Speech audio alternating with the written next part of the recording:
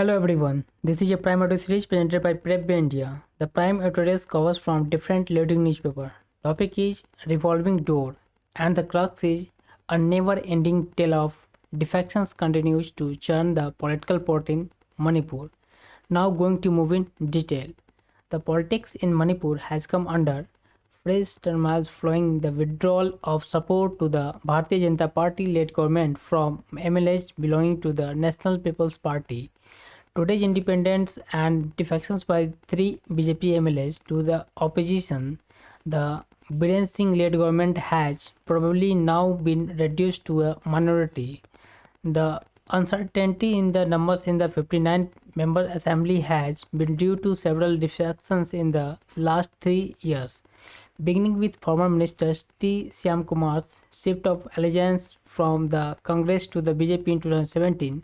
This enabled the BJP with only 21 MLAs to form the government with the support of the NPP, the four-member Naga People's Front and independent and MLA belonging to the Trinamool Congress. The defections by Mr. Syam Kumar, who went on to become a minister in the ruling cabinet, was not ruled on for disqualification for 3 years before the Supreme Court intervened, stripping the minister of his post and banned him from entering the assembly in March 2020. Subsequently, the speaker disqualified him. Seven more MLAs from the Congress had defected to the BJP since 2017, and the speaker has yet to rule on their disqualifications. On Friday, only a select number of these seven, and most of whom had not gone back reportedly to the opposition fold, were allowed by the speaker to vote in the Rajya Sabha elections, whose results were disputed by the Congress. This might not survive a legal challenge, but the whimsical change in loyalties have once again opened the door for the Congress to stake claim to form the government.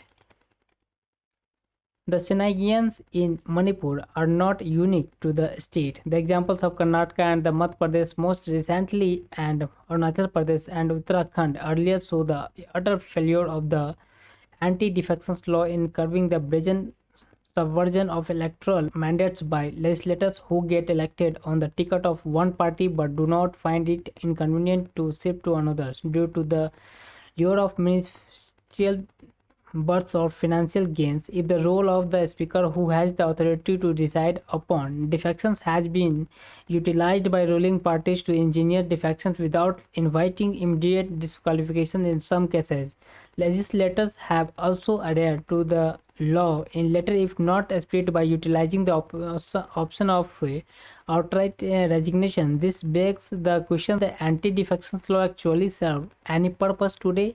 In the absence of any amendments to the law suitably, the only disincentives for defectors is the possibility that voters might punish them in by-elections.